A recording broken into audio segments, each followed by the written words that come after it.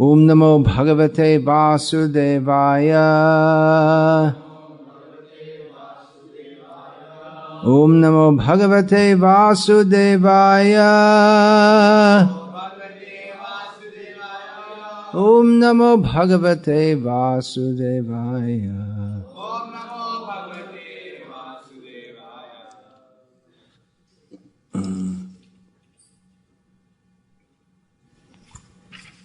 Srimad Bhagavata, Canto 3, Chapter 2, Text 12, Translation and Commentary by His Divine Grace, A.C. Bhaktivedanta Swami Prabhupada.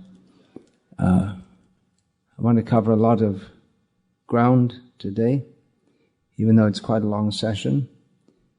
So I'll, without reading the word for word translation, we can just chant. You can chant after me, please.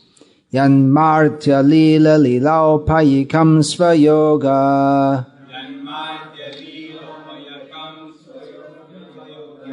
Maya balang darshayata grihitam. Vismapanang svasya cha saubhagardhe. Parang padang bhushana bhushanangam. Translation: The Lord appeared in the mortal world by His internal potency, Yoga Maya. He came in His eternal form, which is just suitable for His pastimes.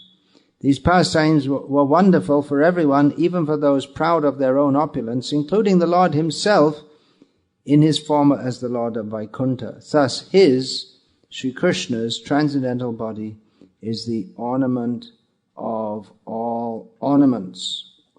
Purport: in conformity with the Vedic hymns, Nityo Nityanang Chaitanas Chaitananam, the personality of Godhead is more excellent than all other living beings within all the universes in the material world. He is the chief of all living entities. No one can surpass Him or be equal to Him in wealth, strength, fame, beauty, knowledge, or renunciation. When Lord Krishna was within this universe, He seemed to be a human being because He appeared in a manner just suitable for His pastimes in the mortal world. He did not appear in human society in His Vaikuntha feature with 4 hands, because that would not have been suitable for His pastimes. But in spite of His appearing as a human being, no one was or is equal to Him in any respect in any of the 6 different opulences. Everyone is more or less proud of his opulence in this world, but when Lord Krishna was in human society, He excelled all His contemporaries within the universe. When the Lord's pastimes are visible to the human eye, they are called prakat, and when they are not visible, they are called aprakat. In fact, the Lord's pastimes never stop, just as the sun never leaves the sky. The sun is always in its right orbit in the sky, but it is sometimes visible and sometimes invisible to our limited vision. Similarly, the pastimes of the Lord are always current in one universe or another, and when Lord Krishna disappeared from the transcendental abode of Dwaraka, it was simply a disappearance from the eyes of the people there. It should not be misunderstood that His transcendental body, which is just suitable for the pastimes in the mortal world, is in any way inferior to His different expansions in the Vaikuntha lokas. His body manifested in the material world is transcendental par excellence, in the sense that His pastimes in the mortal world excel His mercy displayed in the Vaikuntha lokas. In the Vaikuntha lokas, the Lord is merciful toward the liberated or nitya mukta living entities. But in His pastimes in the mortal world, He is merciful even to the fallen souls who are nitya baddha, or conditioned forever. The 6 excellent opulences which He displayed in the mortal world by the agency of His internal potency, Yoga Maya, are rare even in the Vaikuntha lokas. All His pastimes were manifested not by the material energy but by His spiritual energy. The excellence of His Rasa Leela at Vrindavan and His householder life with 16,000 wives is wonderful even for Narayana in Vaikuntha, and is certainly so for other living entities within this mortal world.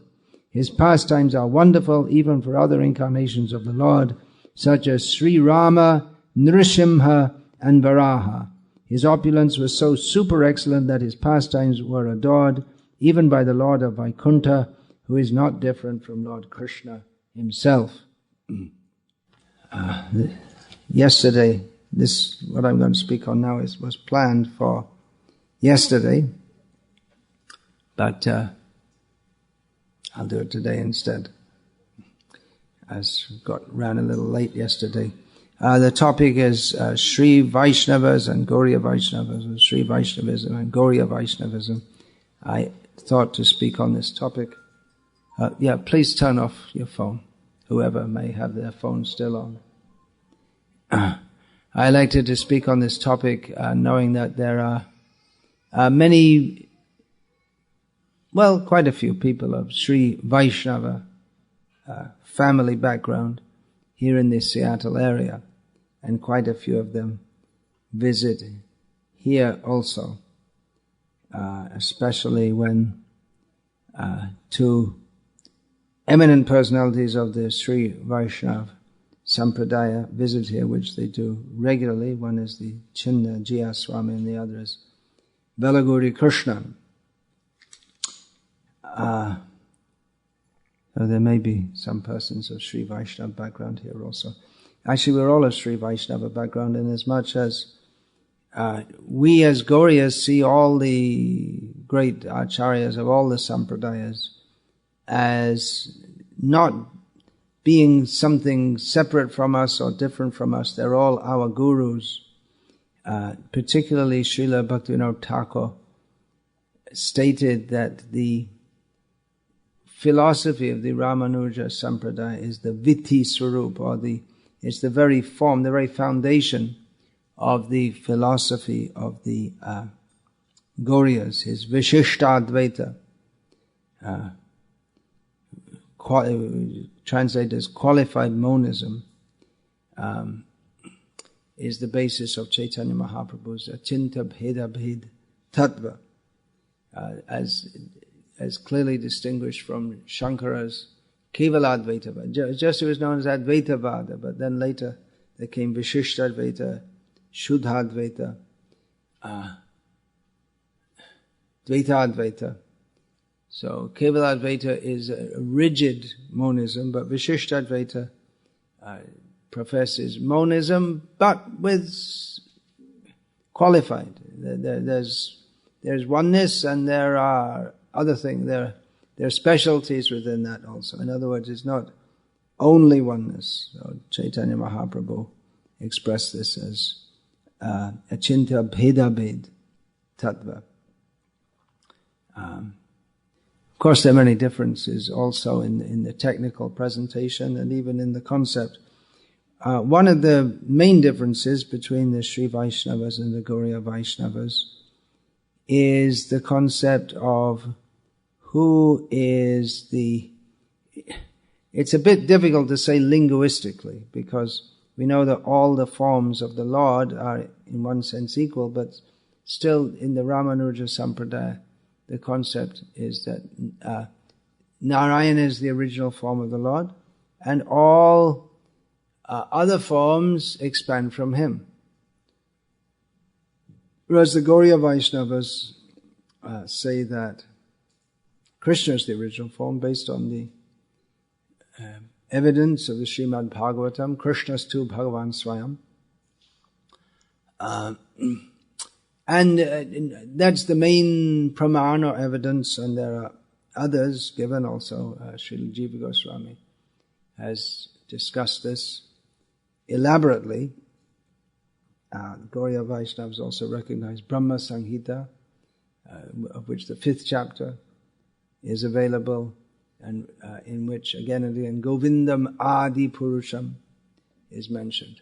So there's some difference there. And I read this verse in purport today because this is interesting. This verse speaks of Parampadam, which is a common term in Sri Vaishnava terminology to mean the spiritual world. In the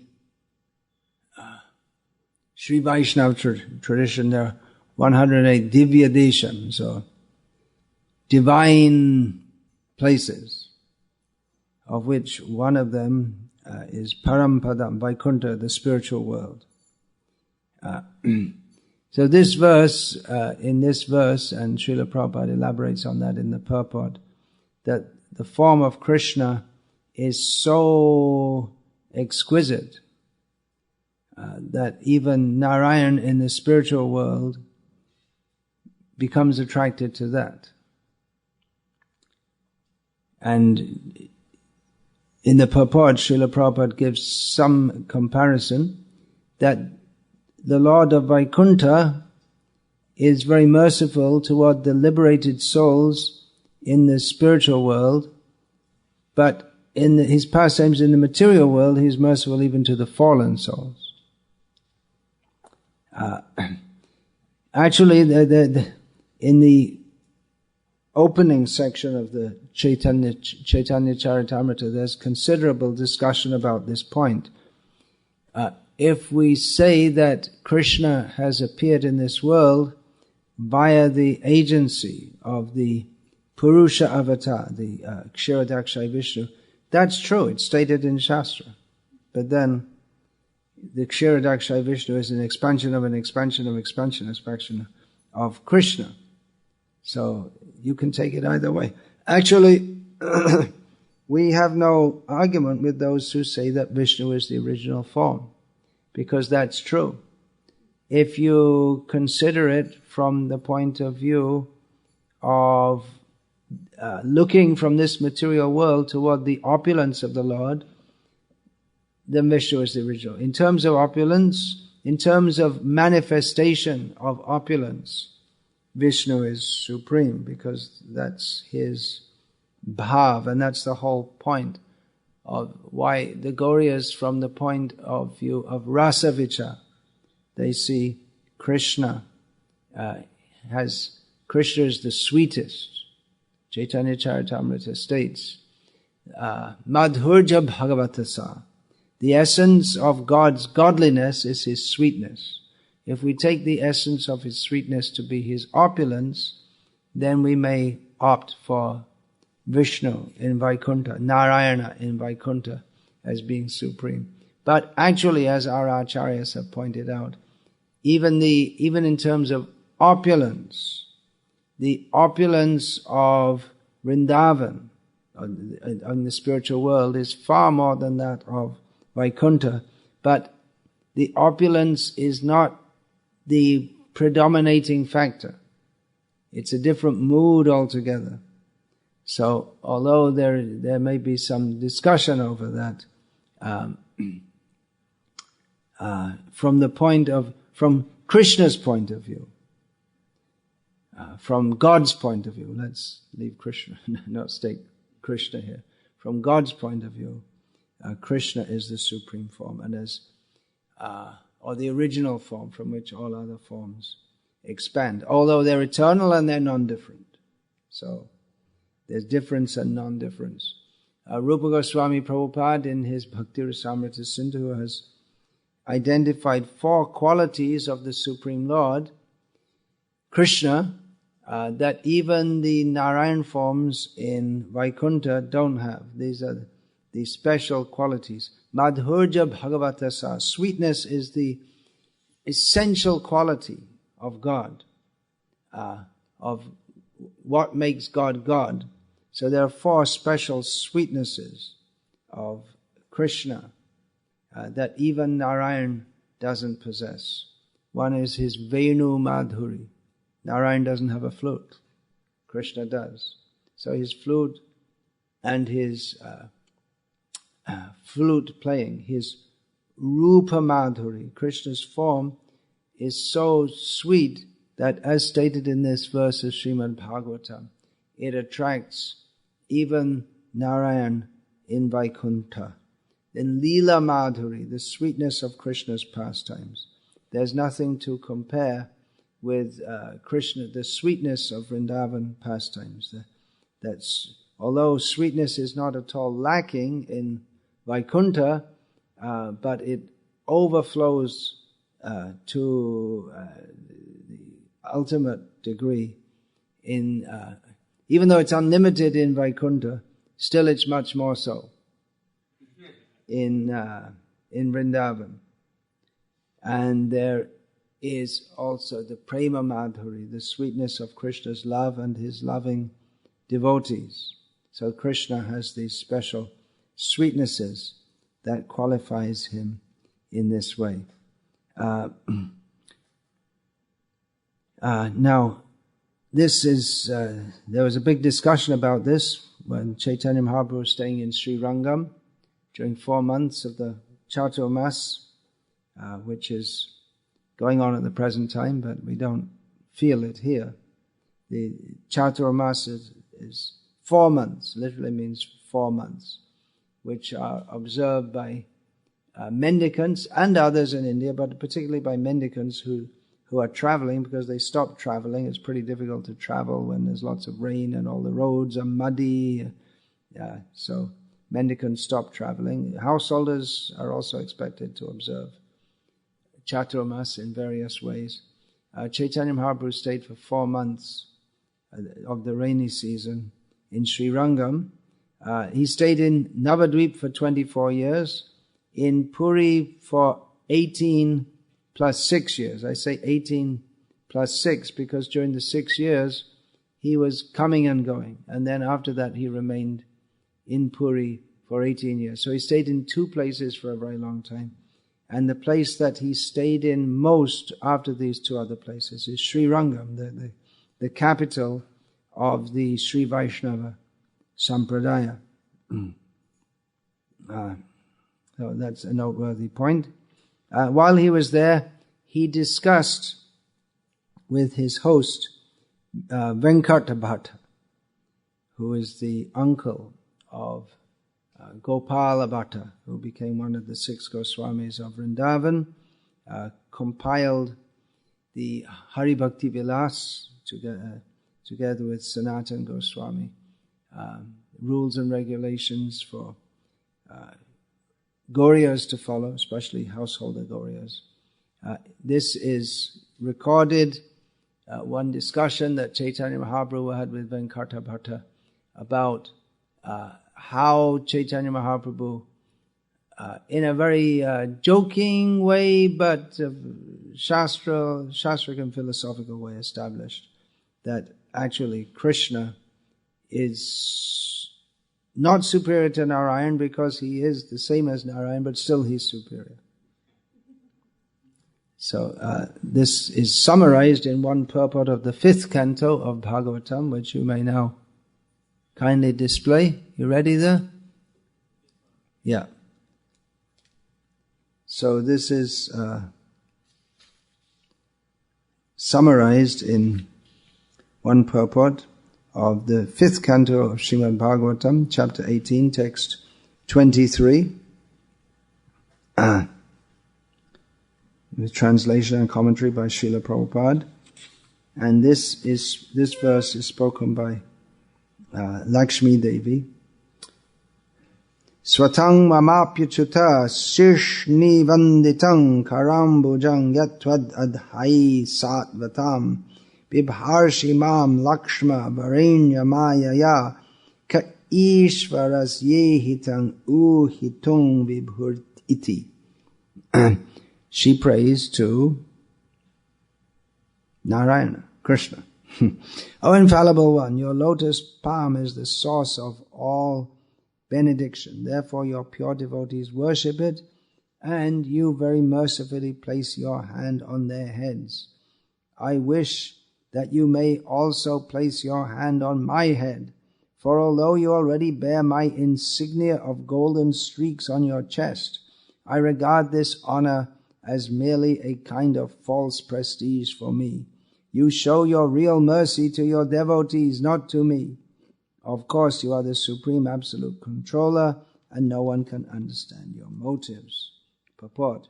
In many places, the Shastras describe the Supreme Personality of Godhead as being more inclined toward his devotees than toward his wife, who always remains on his chest.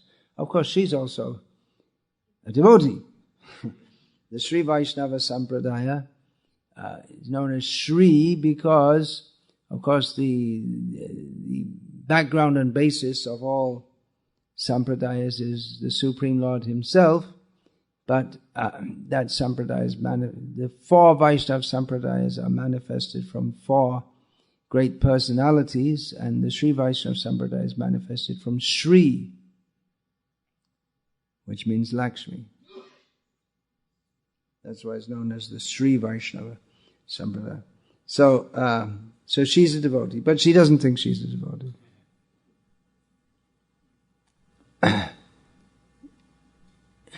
Now we shouldn't misunderstand this when it's said that the Lord is more inclined to his devotees than his wife.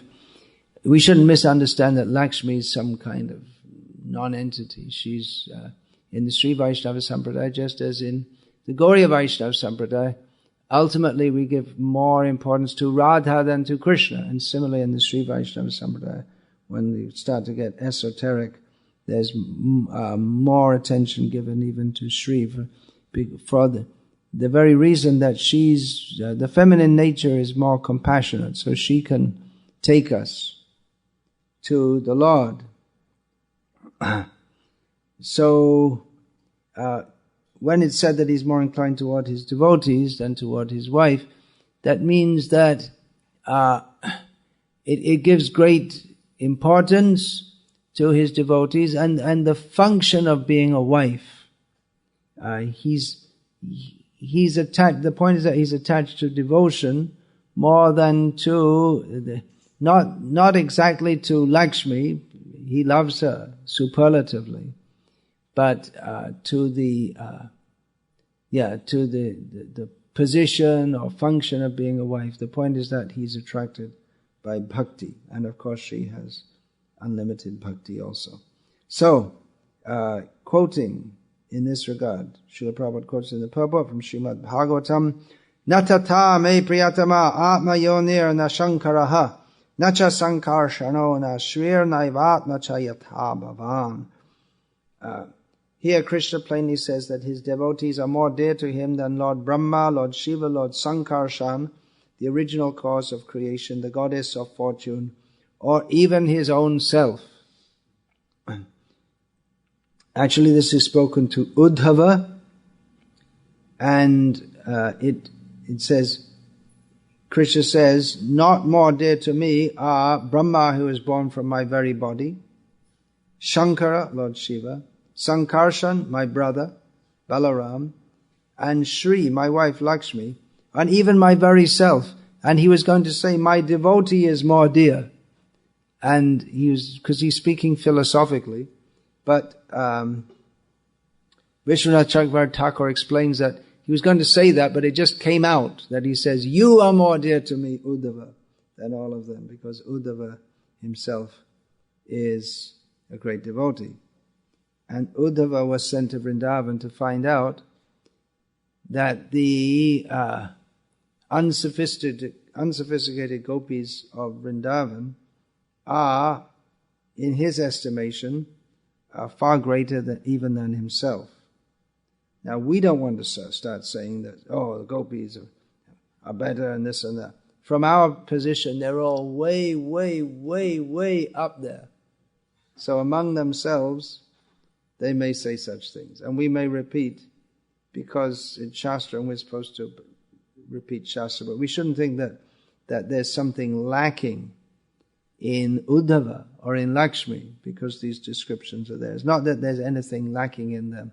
Their love for Krishna is infinite, but there are higher grades even in infinity. And that can be proved mathematically. Even if you take infinity as a mathematical set, then mathematically there are some forms of infinity which are more than others. It's an easy thing to understand. If you take, take the number 1, add to it the number 4, add to it the number 7, add to it the number 10. You get a set of numbers you can go on infinitely, with 2 numbers missing in between, right? So that's infinite. And you add it all up, and it's infinity. And if you take the numbers in between and add those up, that's also infinite. But it's more, because if you take 2 and 3, you can understand. So there's simple mathematical formula to show that some forms of infinity are more than others.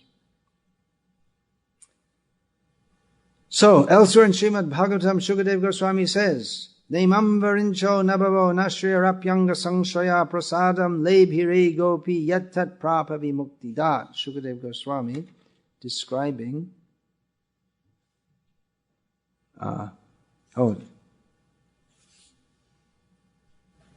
specifically describing Yashoda. Shukadev becomes astonished while describing the mercy that Krishna gave to Yashoda by allowing her to tie him up, by allowing her to tie Krishna up. So Srila Prabhupada states here, the Supreme Lord who can award liberation to anyone, that's the point, he can award liberation to anyone, but he allowed himself to be tied up by Yashoda. He can award liberation to anyone, showed more mercy toward the gopis than to Lord Brahma, Lord Shiva, or even the goddess of fortune, who is his own wife and is associated with his body. Similarly, Srimad Bhagavatam also states, Nayang Shriyanga Unitanta Rate Prasada Svaryoshitang Nalena Gandha Ruchang Kutonyaha Rasodsavesya Bhujadanda Grihita Kantha Labdhashishangya Udagad Vrajasundarinam. The gopis received benedictions from the Lord that neither Lakshmi Devi nor the most beautiful dancers in the heavenly planets could attain. In the Rasa dance, the Lord showed his favor to the most fortunate gopis by placing his arms on their shoulders and dancing with each of them individually. No one can compare with the gopis who received the causeless mercy of the Lord. Continuing the purport, in the Chaitanya Charitamrita it is said that no one can receive the real favor of the Supreme Personality of Godhead without following in the footsteps of the gopis. Gopi anugatya bine aishvarja gane bajileho napai brajendra nandane. If one worships the Supreme Lord in a mood of considering him to be very opulent, but doesn't follow in the footsteps of the gopis, he can't attain to Krishna in Vrindavan. So continuing the purport, even the goddess of fortune could not receive the same favor as the gopis, although she underwent severe austerities and penances for many years. Lord Sri Chaitanya Mahaprabhu discusses this point with Venkata Bhatt in Chaitanya Charitamrita. It's described. The Lord inquired from Venkata Bhatta, your worshipable goddess of fortune, Lakshmi, always remains on the chest of Narayana, and she is certainly the most chaste woman in the creation. However, my Lord is Lord Sri Krishna, a cowherd boy engaged in tending cows. And she's the wife of the Lord of Vaikuntha. So why did she run after a boy looking after cows? Why is it that Lakshmi, being such a chaste wife, wants to associate with my Lord? Just to associate with Krishna, Lakshmi abandoned all transcendental happiness in Vaikuntha and for a long time accepted vows and regulative principles and performed unlimited austerities. Venkata Bhatta replied, Lord Krishna and Lord Narayan are one and the same, but the pastimes of Krishna are more relishable due to their sportive nature. They are very pleasing for Krishna's Shaktis. Since Krishna and Narayana are both the same personality, Lakshmi's association with Krishna did not break her vow of chastity. Rather, it was in great fun that the goddess of fortune wanted to associate with Lord Krishna. The goddess of fortune considered that her vow of chastity would not be damaged by her relationship with Krishna. Rather, by associating with Krishna, she could enjoy the benefit of the rasa dance. If she wanted to enjoy herself with Krishna, what fault is there? Why are you joking so about this? Chaitanya Mahaprabhu is prodding a bit. You see, Lakshmi looks like she's being a little unchaste. She's not being unchaste. Krishna's the same as Narayan. Why are you joking like this? It's a little risky, isn't it? To joke like. Chaitanya Mahaprabhu replied, I know there is no fault in the goddess of fortune, but still she couldn't enter into the rasa dance. We hear this from the revealed scriptures. The authorities of Vedic knowledge met Lord Ramachandra in Dandakaranya, and by their penances and austerities, they were allowed to enter into the rasa dance. This is described in the Nectar of Devotion and elsewhere, how certain rishis in the forest of Dandakaranya saw Lord Rama, and they wanted to worship him in the mood of female consorts. But Rama said, no, it's not possible this time because I have a vow of only one wife. You come next time. When I come as Krishna, then you can join me. So there are many, the Garga Samhita describes there are many different personalities who joined Krishna as new gopis. So these are the Rishichari gopis, and the Shrutichari gopis, the Upanishads, personified Upanishads, who became gopis. They're the Yagya Sitas, when Ramachandra,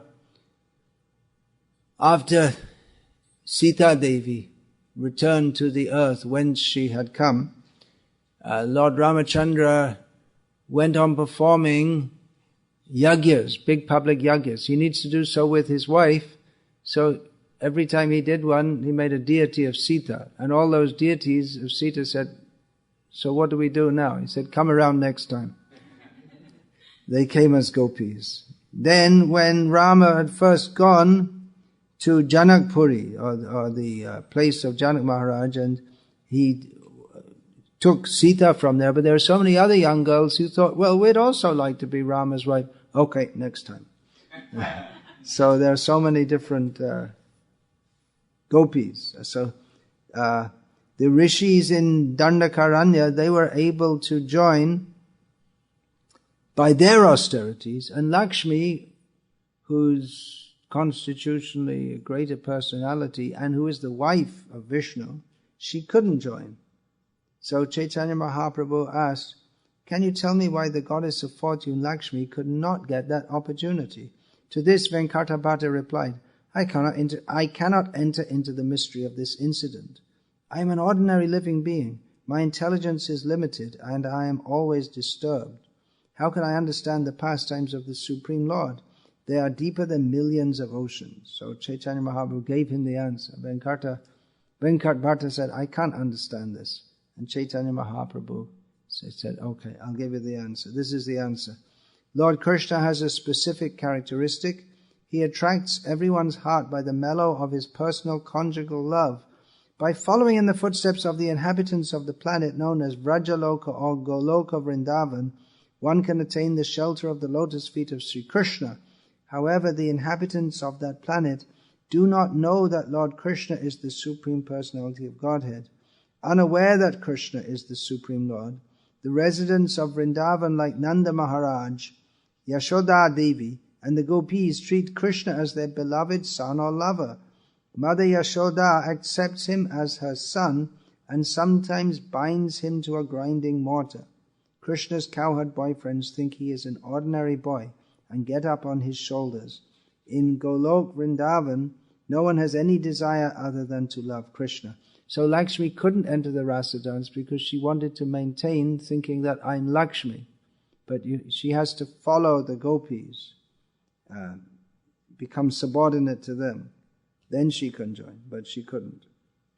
So the conclusion is that one cannot associate with Krishna unless he has fully received the favor of the inhabitants of Vraja Bhumi. Therefore, if one wants to be delivered by Krishna directly, he must take to the service of the residents of Vrindavan who are unalloyed devotees of the Lord. So there's a difference there between Sri Vaishnava Sampradaya and the Gaudiya Vaishnava Sampradaya. However, as I see it, we need not emphasize the difference so much and argue. And from what I see from the Sri Vaishnava devotees themselves, most of them also, they're not in a mood of arguing with our devotees, but mostly they're very appreciative of what Srila Prabhupada has done. And they're also getting some life from that. From the very beginning of the Gaudiya Vaishnava Sampradaya, that means Chaitanya Mahaprabhu's appearance and preaching. Gopal Bhatta joined him from South India. Prabodhananda Saraswati joined him from the Sri Vaishnava Sampradaya. And we find in Sri Chaitanya Charitamrita that Chaitanya Mahaprabhu and Rupa and Sanatan, they quote verses from the Stotra Ratna of Yamunacharya, one of the important works. There are so many important literary works of the Sri Vaishnava Sampradaya, and at least 3 verses are quoted in Chaitanya Charitamrita, which Tvam Shila Rupa Charitai Paramap Prakrishtai Ulangita Trividasima Utashashai, and the other one, which I can't remember, 3 verses are quoted from Yamunacharya Stotra. Yamunacharya was the one of the gurus of Ramanujacharya. So Bhaktivinoda Thakur, who stated that the Sri Vaishnava philosophy or teachings, or Siddhanta is the best word, is the foundation of the Gaudiya Vaishnava teachings. He himself, among his profuse writings, he recast in Bengali verse some selected verses from Stotra Ratna, and that appears among his corpus of songs as the series of songs known as Yamuna Bhavavali. Bhaktivinoda Thakur, also among his great work in writing and publishing, he published a short but important work of Ramanujacharya's, what's that called? I can't remember. I should have. No. Sri Bhashya is a very big work. He published with translation, but I should have made more research, but I didn't. I should have got that down. So, and Srila Bhaktisiddhanta Saraswati Thakur, in his reviving and giving a new direction or face to the Gaudiya Sampradaya, he researched much from the Sri Vaishnava Sampradaya, and specifically the introduction of Vaishnava Sannyas was very much after studying that in the Sri Vaishnava Sampradaya. He brought to Mayapur scholars, Sri Vaishnava scholars. So there's much appreciation there, mutual appreciation. So let's have a look at the similarities, differences. Chaitanya Mahaprabhu, he promoted Prema Pumarto Mahan. Although the 4 goals of life are understood to be Dharma, Artha, Kama, Moksha, religiosity, economic development, sense gratification, liberation, Chaitanya Mahaprabhu said that none of these are very important. The highest goal of life is to attain Krishna Prema, which is something unique. That is Chaitanya Mahaprabhu's Anarpita Chiring Chirat Karunya Avatirno Kalau Samapyatamandra Tajvala Rasam Swabhakti Shriyam. Chaitanya Mahaprabhu gave that which had not been given for a very long time previously. That devotion to himself, resplendent, highest form of devotion. So generally all the followers of the Vedas, or particularly Vedanta, they recognize the Dharma, Artha, Kama, Moksha, the 4 goals of human life. And the followers of the Vedanta, they put most stress on moksha. And the Kevaladvaitavadis, the monists following Shankara, they conceive moksha as being merging into Brahman and becoming free from Maya, merging into an undifferentiated oneness. The Vaishnavas, headed by Ramanuja, they define moksha as attaining the position of Vishnu Kainkarya, or service to Lord Narayan in the spiritual world. So they emphasize moksha. We should endeavor for moksha, but their idea of moksha is not just to be free from this world, but to attain to service to the Supreme Lord in the spiritual world.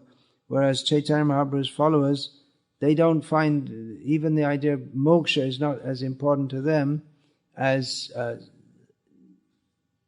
love for the Supreme Lord. And in the Sri Vaishnava Sampradaya, they emphasize very much service. And of course, Gaudiya Vaishnavas do also.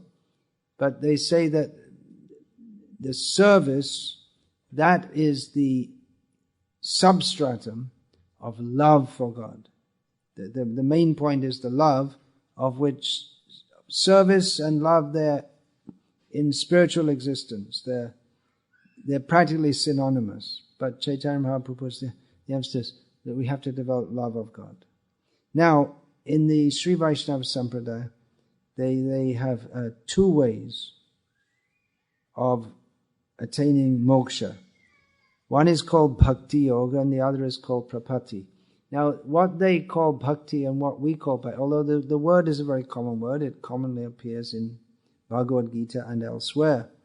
But their understanding of what Bhakti means, the way they define the term, is considerably different to the way that we define it. And that might, if we're discussing with Sri Vaishnavas, that might cause some confusion. Because when we say Bhakti, we have an understanding of Bhakti as being the intrinsic nature of the soul, of service to Krishna, in loving service to Krishna, devotional service, loving devotional service. And we also define Bhakti as the 9 processes of Bhakti. Shravanam, Kirtanam, Vishnu, Smaranam, Padasevanam, Archanam, Vandanam, Dasyam, Sakyam, Atmanivedanam. Iti Pungsapita Vishnu, Bhaktis Chain Navalakshana. These are this Bhakti is defined in these 9 categories, or 9 characteristics. But Bhakti Yoga, as they see it, it's a process which, it's a very difficult process, which can be undertaken by twice-born persons. That means males born in Brahmana families, and it may require more than one lifetime to become perfect in it. It involves following one's dharma as a Brahmana, all the different rituals and functions. One should follow it very properly. And one or more of the vidyas, or the vidya generally means knowledge. Here it means a system of the Upanishad. So it's quite different to that of the what the Gauriyas conceive of as Bhakti Yoga. Ramanuja also calls Bhakti, he gives as a synonym of it as Anusmriti, or continuous remembrance. Anu means following, so remembering, at every moment remembering the Lord. And he gives it's an uninterrupted meditation. He gives the example like pouring oil in an uninterrupted stream. So like that, one's bhakti, he gives the idea that continuous remembrance of the Supreme Lord. Now the other process to attain moksha, or Vishnu Kainkarya in Parampadam, the spiritual world, according to the Sri Vaishnavas, is by prapatti. which is a word probably, maybe many of you have not heard, but it's synonymous with the term Sharanagati, which is also a term used within the Gaudiya Vaishnava Sampradaya, and of course it's also very important within the Gaudiya Vaishnava Sampradaya. It's considered a different method. So the Bhakti Yoga is considered a very difficult method of meditation, but prapatti or prapanna is Atmanivedanam, giving oneself to Krishna, or Narayan in this case. That means the mood of giving oneself in surrender to the Lord. And that begins simply with bowing down to Him or offering respect to Him. Just by doing this, one endears oneself to the Lord. So this is much easier to do, and in this Kali Yoga, it's much more practicable and desirable. And the same definition of prapatti as Sharanagati is used by actually was quoted first by the Sri Vaishnavas, because they chronologically in this Kali Yuga they came earlier. The verse Anukulyasya Sankalpa Pratikulyasya Varjanam Rakshishatiti Vishvaso Goptridve Varanang Tata Atmanakshepa Karpanye Sharvirha Sharanagati. These 6 angas or limbs of Srila Prabhupada translated Sharanagati, of surrender to the Supreme Lord, or the way, Sharanagati, the way of taking shelter. How do we take shelter of the Lord? Krishna says, Mame kam sharanam raja, take shelter of me only. In his purport to that verse, Srila Prabhupada quotes this verse which I just stated, Anukulyasya Sankalpa, the 6 limbs of bhakti, of Sharanagati, taking shelter, prapatti, submitting oneself. They are to accept only that which is favorable for advancing in Krishna consciousness, and to reject, to steadfastly reject everything which is unfavorable for advancement in Krishna consciousness. To always have faith that Krishna is protecting me and maintaining me. To Atmanikshepa, to literally throw oneself at Krishna with the faith that Krishna will catch me. Is like jumping out of a burning building, and you don't want to jump, it's a long way to go, but someone's underneath and says, don't worry, I'll catch you. So throw ourselves. Yes, I have no choice. I'm in this burning fire of material existence. I have to throw myself and Krishna will catch me. So with that faith, throwing oneself at Krishna, and karpanye, or humility. So these are the 6 symptoms of prapatti or sharanagati, which both Gauriyas and Sri Vaishnavas accept. And according to Sri Vaishnavas, anyone can take this up. It's not required that you're born in a Brahmin family as a male. Anyone can take it up. And in one lifetime, they can achieve perfection despite whatever background we may have had before. And in fact, you can immediately achieve perfection. Although there is a major, or traditionally there has been a major division within that sampradaya, but although that division is there nowadays, it's now largely conventional. In other words, the 2 parties, Vardagalai, Tengalai, they get on with each other. They don't fight with each other anymore. Hardly. So they had a philosophical, over various issues, they had various philosophical issues in which they deeply disagreed with each other. It's, in summation, you could say it's something like Catholics and Protestants. Something like that. The path of faith and the path of works. Those who believe that if you just sakriddeva prapanno yash-chavasmi ti chayachate. If one just surrenders once, Lord Rama says, then I give you my shelter. What is the next line? Abhayam sarvada tasmai dada. Okay, thank you. It is my firm vow that if anyone says to me, if one comes to me and surrenders to me, I will give them protection and award them fearlessness. This was in relationship to Vibhishana, a very untrustable person coming from the enemy camp. So those who emphasize, okay, once you surrender, that's it. And others say, no, surrender is an ongoing process. It's not just that you say, okay, I surrendered once, but you have to show it by going on surrendering. So it's something like the Catholic, Protestant, not exactly Catholic, Protestant, but the path of faith and the path of works. You just have to believe in Jesus. And others say, no, you have to do what Jesus said. It's not just enough to say, I believe in Jesus. So Srila Prabhupada would say, you have to do what Jesus said.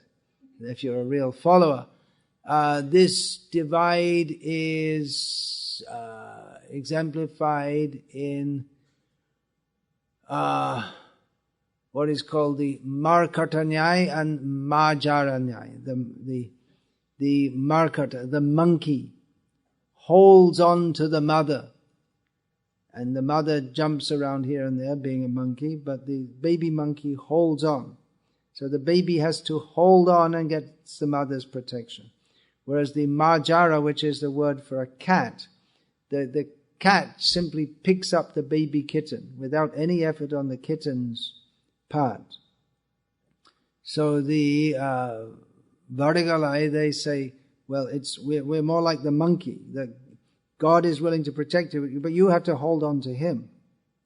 And the Tengalai, they say that, no, it's God's causeless mercy, that's all. Just like the kitten is protected by the cat. The kitten really doesn't have anything much to do with it. It's just the mother, out of her kind nature, simply looks after the kitten. Bhaktisiddhanta Saraswati Thakur, commenting on this, said, when he was which one are we? He said, well, not really either of them, more or less a combination of both. And he gave the example that if someone is fallen in a well, someone may throw him a rope out of mercy, but still he has to catch onto it. So he gave that example, that it's not so much, it's not only our effort, it's not principally our effort, nor is it that we simply wait for the Lord's mercy without doing anything, but we accept the Lord's causeless mercy. Without someone throwing a rope, you can't get out of the well, but still you have to hold on to the rope. If you say, well, okay, you throw me a rope, so but you still didn't save me. Yeah, but you just have to hold on, and then I'll pull you up. So that's the example given.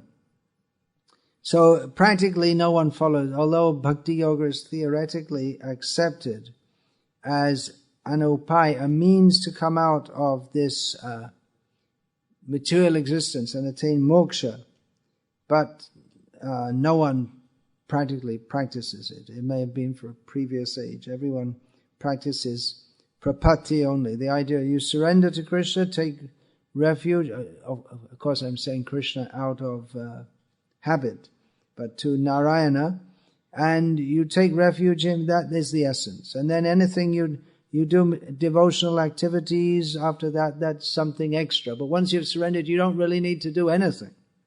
You could see that a misapplication of this could lead to laziness in devotional service. And we do, as we see in Christians, say, well, you just believe in Jesus. And they don't do anything more than, and they don't think they need to do anything. Jesus says, say, I'm saved. I'm saved. What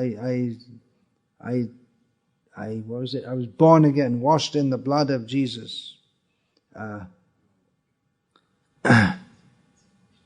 So the idea is that anything that one does in the service of the Lord, that's right. The real thing is surrender, and then anything else you do in His service,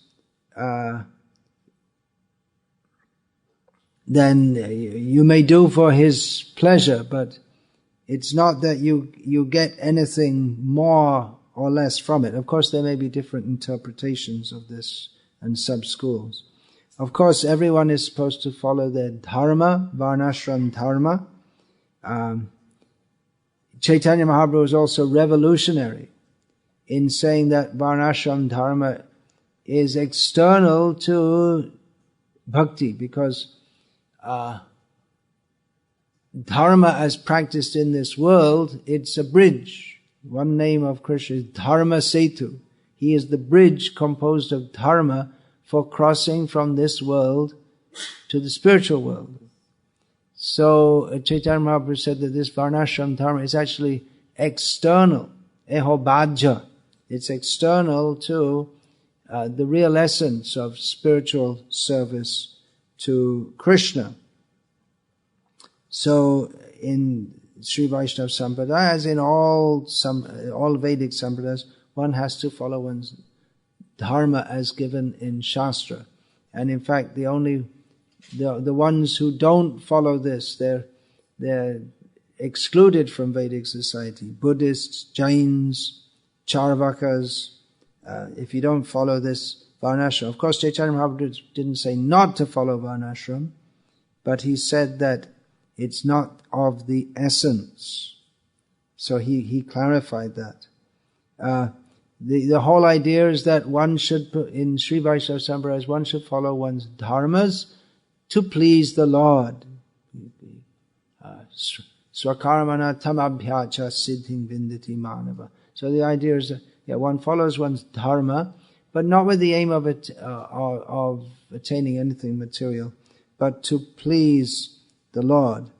And on top of that, one may do other devotional acts.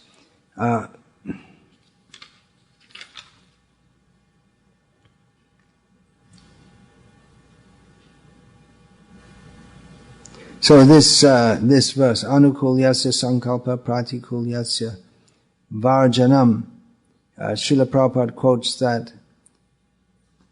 Yeah, that's just the beginning of the verse. Srila Prabhupada quotes that in his commentary on Bhagavad-gita, chapter 18, 66. Following Vishwanath Chakravarti Thakur and Baladev Vidyabhushan, who also present in their commentary. Jiva Goswami has also commented on that. This verse is said to be from the Vaishnava Tantra. Vishwanath Chakravarti attributes the verse to the Vayu Purana.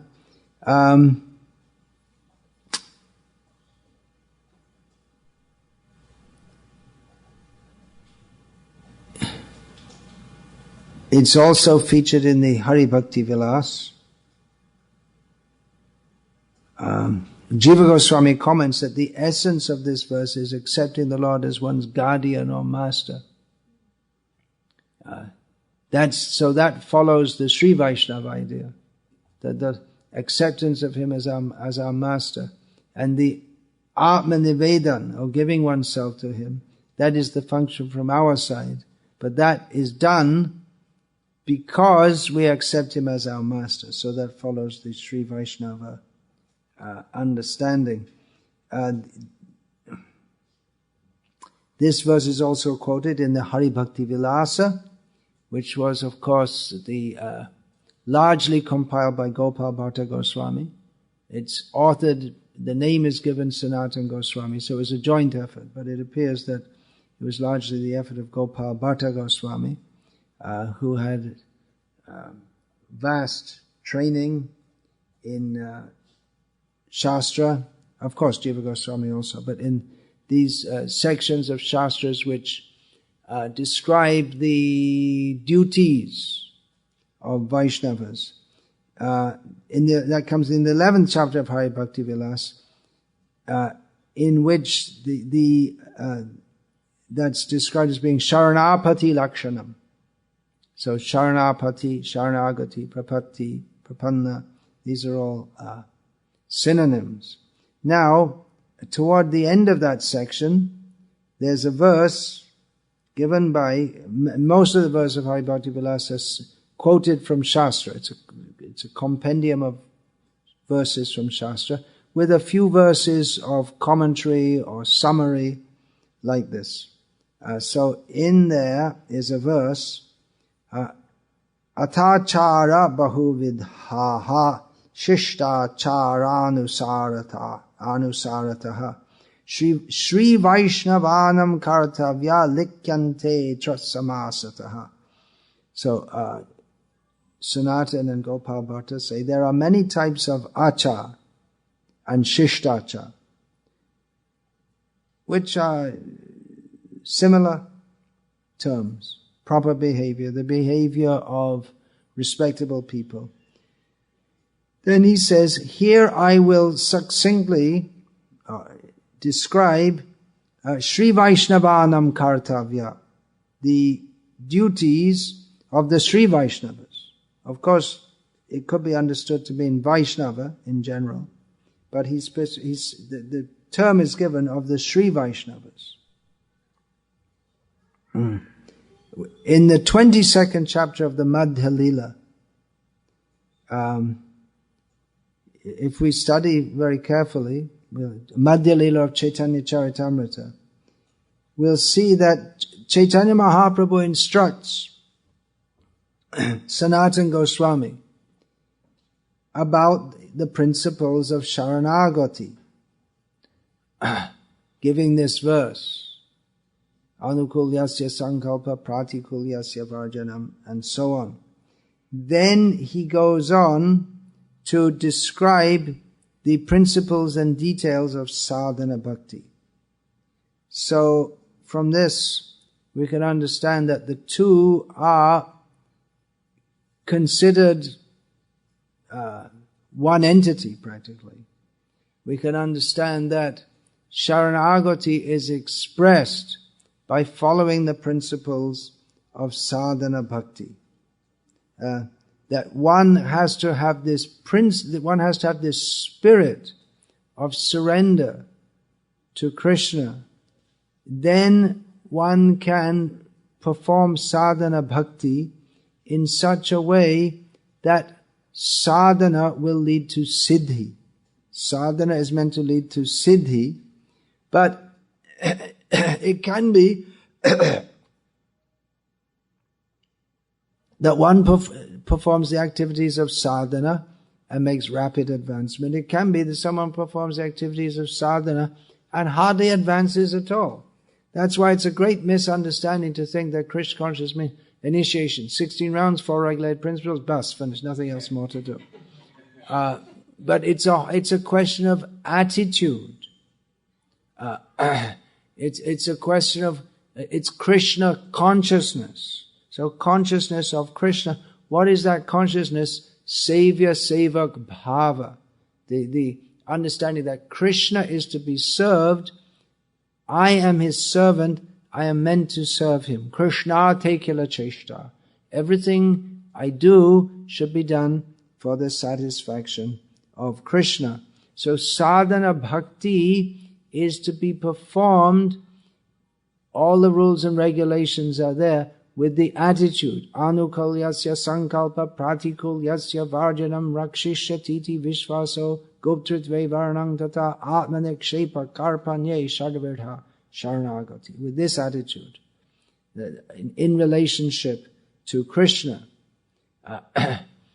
That's why it's also required to have a guru, to guide one, who one should hear from regularly, observe regularly, who is supposed to embody those principles of Sharanagati, so that one can imbibe that.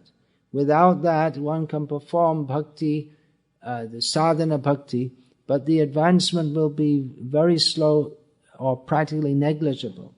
It is required that one has this attitude. Dikka kale bhakta kare atta samarpana. At the time of initiation, the devotee surrenders his very self. Then after Diksha, then one performs sadhana bhakti. So the two are put together in Chaitanya Mahaprabhu's instructions. First to Sanatana Goswami about how to perform devotional service. First of all, he describes the principle of Sharanagati. Then he describes all the details of sadhana bhakti. With the idea that, so Krishna, he's ready to protect us and accept us, so do it. So how do we do it? Well, we have to prepare us. We do it at this stage by following all the principles of sadhana bhakti. Then we become qualified for entering into more intimate service. As is often pointed out, changing the subject here, within the general topic of Sri Vaishnavas and Gaudiya Vaishnavas, the cult of, within the broader cult of Sri Vaishnavism, the cult of Andal is very prominent. We'll find in most Sri Vaishnava temples they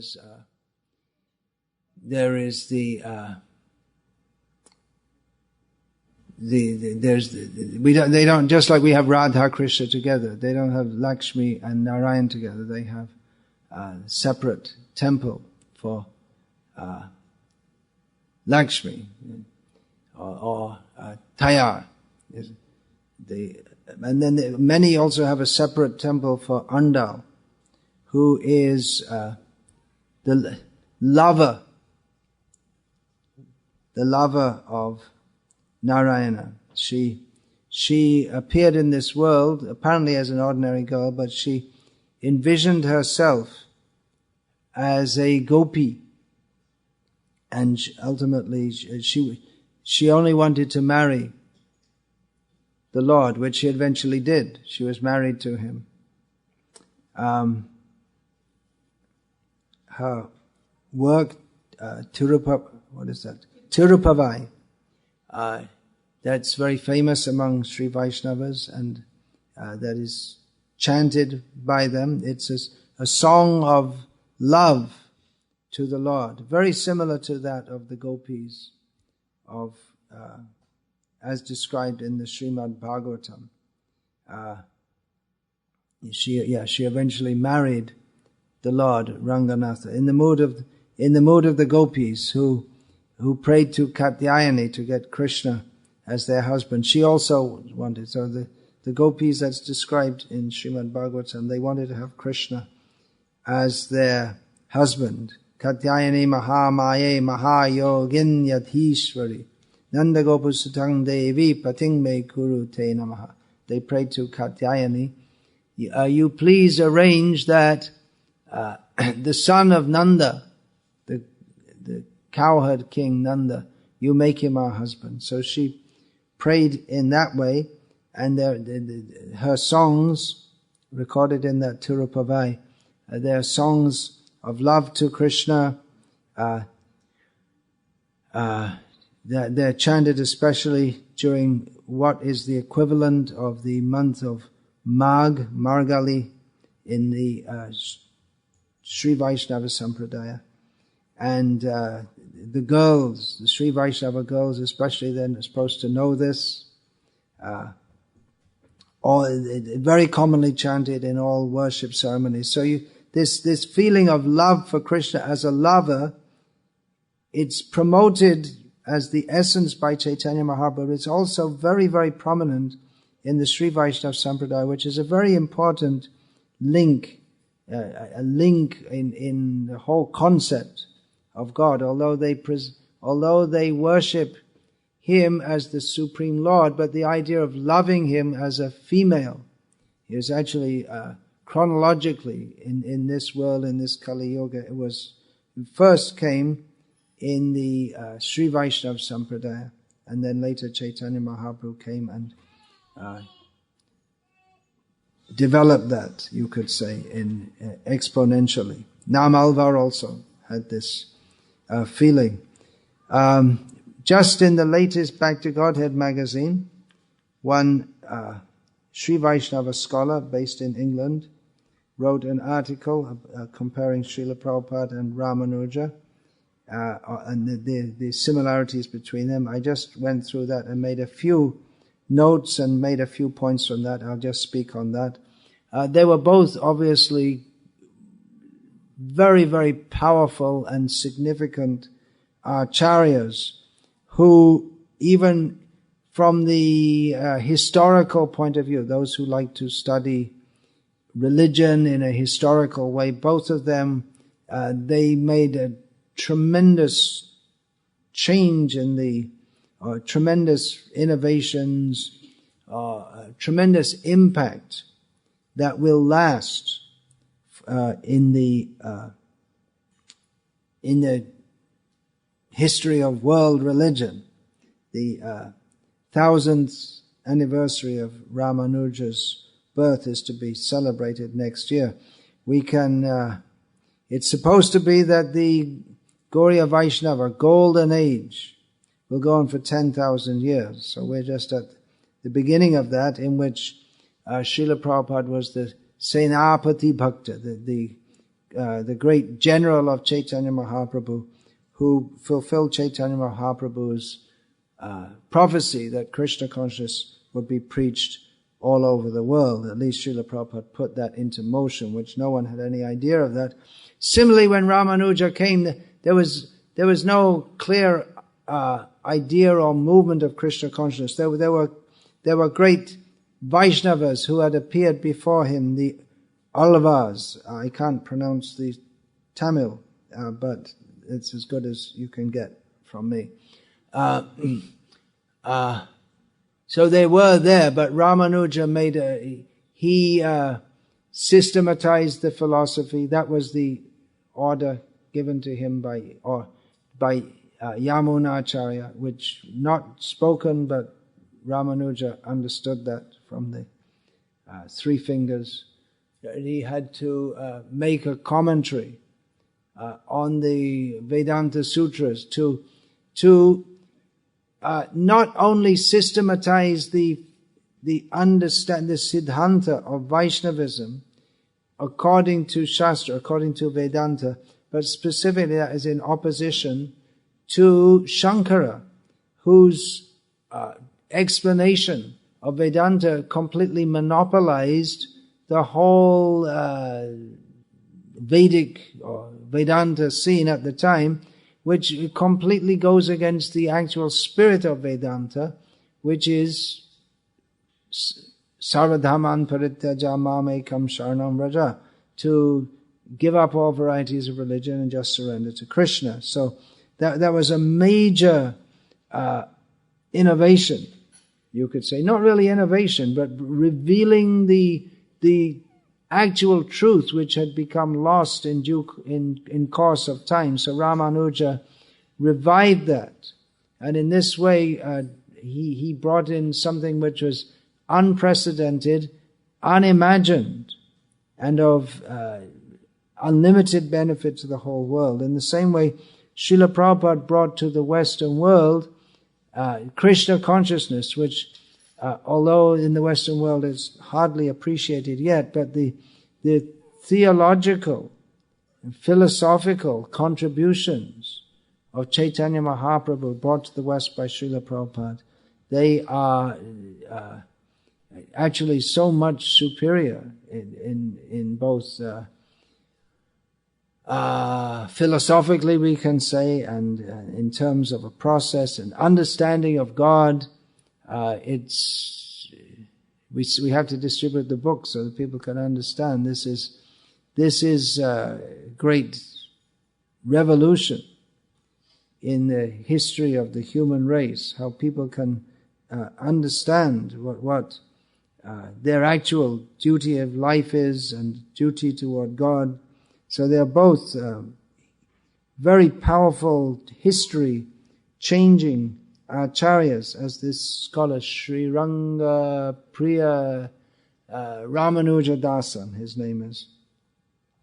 He's noted there that Srila Prabhupada quotes within his books. Srila Prabhupada put so much emphasis on his books as being so important. And within that he quotes Ramanuja and his tradition over 100 times. And his tradition means subsequent acharyas also. He often quotes Viraraghava Acharya, who's in the Ramanuja line, who gave a commentary on the Srimad Bhagavatam. Srila Prabhupada also very much liked to chant Mukunda Mala, which is a very favorite of the Sri Vaishnavas. Kulashekar Alva, he composed that, and it's the prayers are full of what we would call bhakti, full of devotion in Mukunda Mala, and they express this practically the same moods as we find in Chaitanya Mahaprabhu's Shikshashtakam. The idea of being servant of the servant of the servant is very much emphasized therein, and the feeling of great gratefulness to other is saturated with bhakti, what we would call bhakti, saturated with devotion, let's say, saturated with loving feelings for the Lord. So Srila Prabhupada very much like that. Ramanuja and Srila Prabhupada, they both reached out to everyone. They didn't make their teachings just for an exclusive few. They were both very scholarly.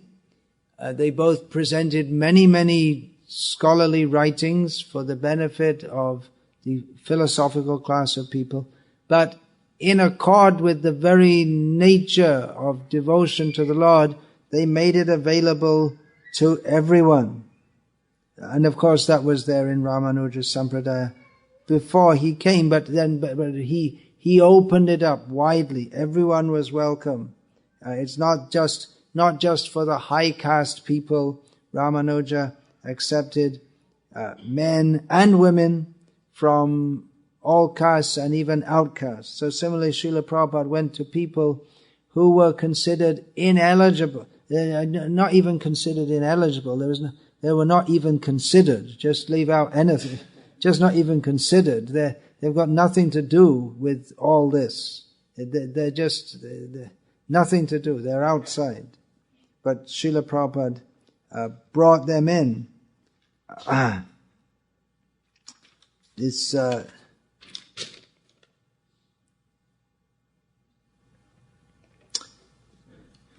This scholar notes that both of them had difficult wives who impelled them towards sannyas.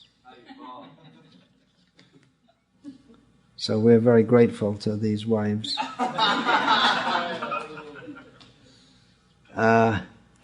Both had very little time with their gurus. Of course, Ramanuja had several gurus. His first was Yamunacharya, who, well, no, not his first. It's difficult to say who was his first exactly. But both, in the case of Yamunacharya and Bhaktisiddhanta Saraswati, both marked this is a special person who will carry the future.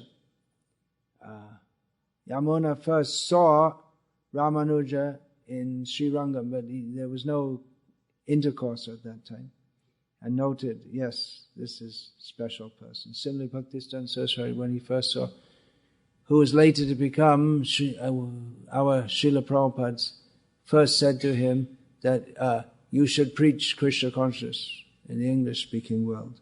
So they both noted at the beginning this very special person. Neither of them had extended association. Well, Ramanuja did have extended association with some of his gurus. He had various gurus, mantra guru, then for teaching Shastra, Srila Prabhupada, his guru. He also said, I didn't spend much time with him, but they were both able to link with their guru very strongly by that attitude of absolute devotion. And that's also very prominent in the Ramanuja Sampradaya. The mood of absolute devotion to the guru is very much stressed. Srila Prabhupada also stressed that very much, and service to the Vaishnavas is very much stressed. Another point, the main point which this scholar and devotee makes in that article, is that both Ramanuja and Srila Prabhupada, focal point of their mission was to challenge and defeat the Advaitavad of Shankara, which Srila Prabhupada, following Krishnadas Kaviraj Goswami in Chaitanya Charitamrita, calls Mayavad. So there's a brief overview of Sri Vaishnavas and Gaudiya Vaishnavas. What time is the Arati? Is it 6:30 or 7? 7:30. The Arati is at 7:30. Oh, it's very late. Sunday special. Okay.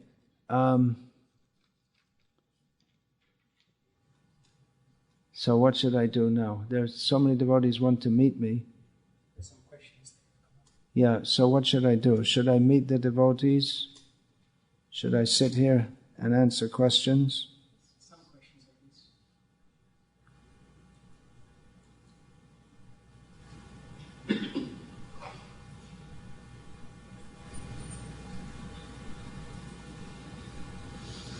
Though it was, question one. Though it was service that was emphasized by Ramanujacharyas, since it is always accompanied by examples of the Alva's love for Krishna, especially Namalvas and Andals in a conjugal relationship, do you see there is room to say that Sri Vaishnava philosophy's accommodation love to be the highest goal? Well, it's not specifically stated to be. That was although they are, practically it's the same thing. There's no love without service. And the service that all Vaishnavas speak of, it's loving service. So it's really just a question of emphasis, of verbal emphasis. In this world, we also have to be careful to emphasize. If we emphasize love without service, then there'll be a lazy approach, which is not really love at all. If we emphasize service without love, then it may be somewhat dry. So both are required. Gopal Bhatta Goswami came from the Sri Sampradaya. So how did the Sri Vaishnava emphasis, how are the Sri Vaishnava influences in Gaudiya are not prominent, not predominant? Not predominant, well, Chaitanya Mahaprabhu is, his influence is predominant, though the Sri Vaishnava influence is there also. The Gopal Bhatta is a follower of Chaitanya Mahaprabhu. He was born into that Sri Vaishnava Sampradaya, but he later identified himself as a follower of Chaitanya Mahaprabhu. Since Ramanuja is an expansion of Ananta Shesh, does he have a place in Vrindavan? The Sri Vaishnava Sampradaya recognize him to be Ananta Shesha, Lakshman Deshika. They identify him in that way with Vishnu himself. We might say as what we would call a Shaktya Vaishavata. Does he have a place in Vrindavan? Why Vrindavan? Who wrote this? Ananta Shesh, we don't hear so much of Ananta Shesh in Vrindavan. When Krishna and Balaram were on the way from Vrindavan to Mathura, Akrura saw them bathing as Vishnu lying on Ananta Shesh. But in Vrindavan we don't hear so much about Ananta Shesh. I don't really understand the question. Are there any questions from yesterday? I think Krishna Kirti Prabhu already left. There were so many questions given. I don't know what happened to all those written questions. You can rewrite them. please rewrite the questions, the ones that we... Some scholars state that Hari Bhakti Vilas has a lot of smarta influence. Well, Bhaktisiddhanta Saraswati wrote that Gopal Bhatta, he wrote the Hari Bhakti Vilas with smartas in mind. Not exactly smarta influence, but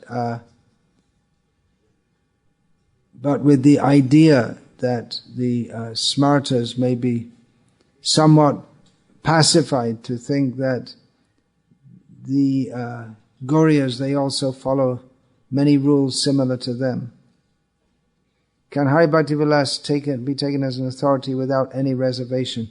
It's a big discussion because all Gauriya Vaishnavas of various sub-sampradayas, they all accept Hari Bhakti Vilas to be authoritative, but no one follows everything in it. And it's not like all sampradayas, they all have their smriti shastras, which means the founder of the sampradaya or an important early member of the sampradaya takes many texts from Shastra, because not all texts in Shastra are meant for everyone, so they select those which are suitable to guide the behavior of the members of their sampradaya. But Hari Bhakti Vilas is little unusual in which it gives many, many directions. It's a very big work, and it doesn't appear that it's meant to be followed by everyone. In fact, at the end of the work, it's stated that this is mostly for householder Vaishnavas.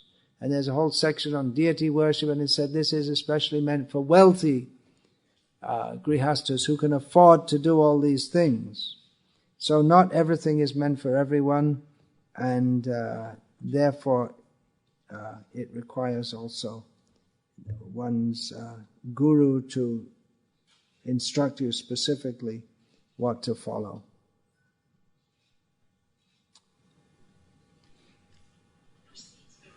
One who is not connected to ISKCON till his middle age might have planned his life with following some family rituals and some material settlements. And after coming here and knowing about spiritual living, which is completely different to the one which they have seen before, was ending up in confusion, as means even after knowing that spiritual living is good, was not able to come out of his past lifestyles, nor was he able to practice it. How to overcome this? Well, taking to Krishna consciousness doesn't necessarily mean completely changing your life. Srila Prabhupada often spoke about adding Krishna, but some things maybe have to be dropped out. As an extreme example, not an extreme example, but one that is applicable in some cases, is if one was living as a butcher, then he'd have to change his occupation. That actually happened. One of my godbrothers in England, who took to Krishna consciousness, he was a butcher, and then he took to Krishna consciousness. So obviously he gave up being a butcher. Otherwise, one can go on with his life and add Krishna. But the more and more we add Krishna, the less and less we become interested in that which is pratikul. So pratikul yasya varjanam, that which is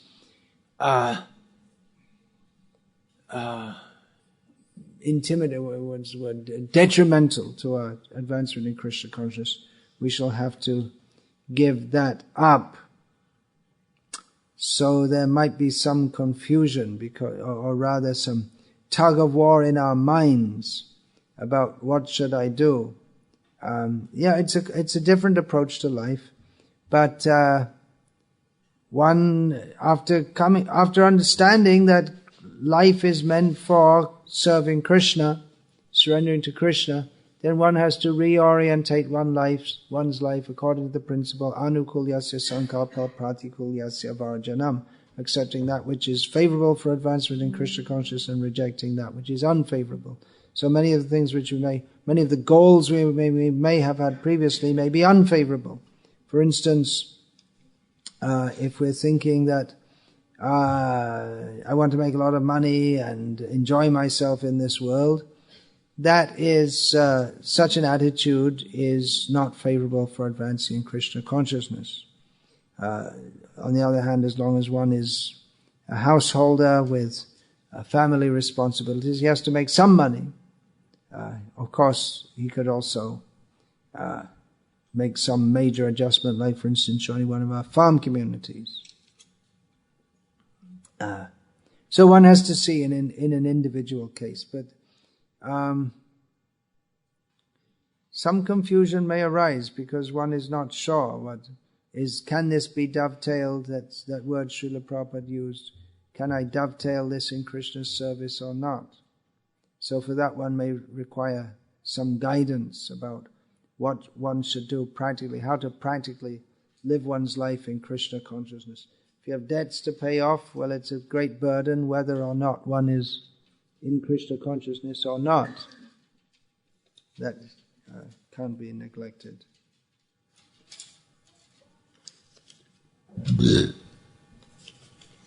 If one of Srila Prabhupada's disciples attempted to execute one of his orders but did so improperly, even vastly different from what Srila Prabhupada had wanted, could that person ever attain perfection, keeping in mind that Srila Prabhupada left earth early on? Attempting to execute the order of the spiritual master but improperly. Well, Krishna addresses that in Bhagavad-gita, doesn't he? He says that, Sarva Arambha Doshena, that in every endeavor in this world there is some kind of fault. So we can't expect that everything done in this world will be done properly. Some of the orders that Srila Prabhupada gave were attempts to execute them turned out to be disastrous. Well, particularly one of them, the Gurukul, the Srila Prabhupada's desire for Gurukul,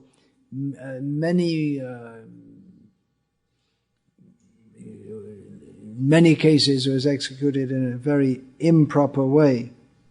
Could a person attain perfection if he was... Well, Krishna sees the endeavor.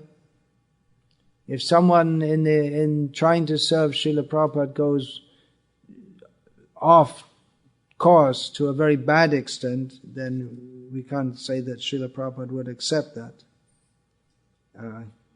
But could that person ever attain perfection? There's nothing stopping anyone attaining perfection, however many mistakes we make, although some mistakes may be more serious than others and may put our spiritual advancement on hold or even put it in reverse. But there's nothing Vaishnava Parad and that will impede, that more than anything will impede our advancement. But even that we can overcome. But intrinsically the soul is an eternal servant of Krishna, and that can never be cut or stopped. So we may go slowly, we may not go forward, we may even go apparently backwards, but we can never be completely cut off from Krishna. His speaking in the service of Srila Prabhupada reserved for exalted devotees.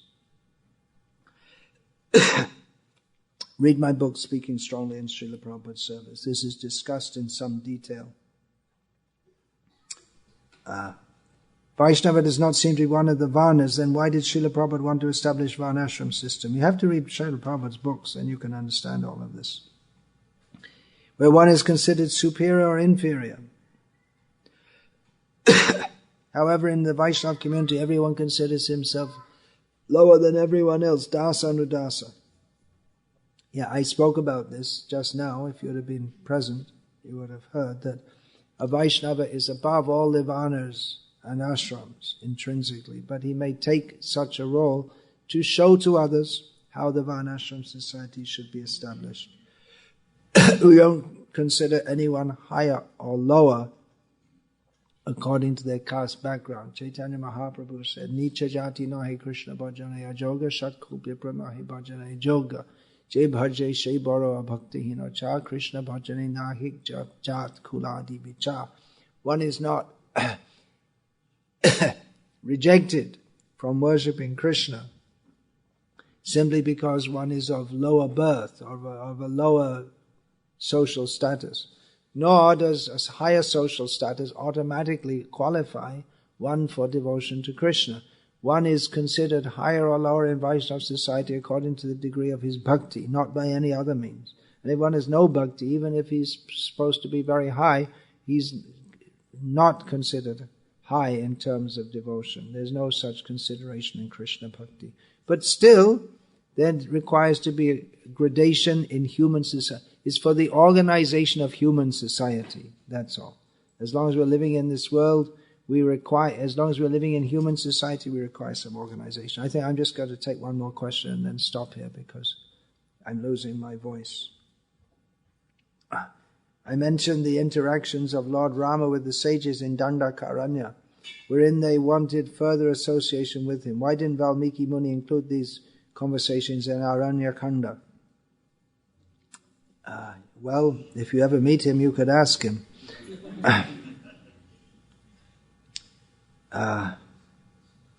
Not everything is in every Shastra. Valmiki also didn't, at least the version of Valmiki Ramayana that we have, we also don't have the story of Lakshman Rekha.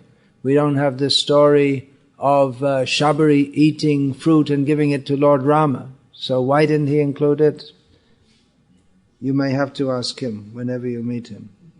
And not everything is in every Shastra. Hare Krishna. Yeah, I'll finish there.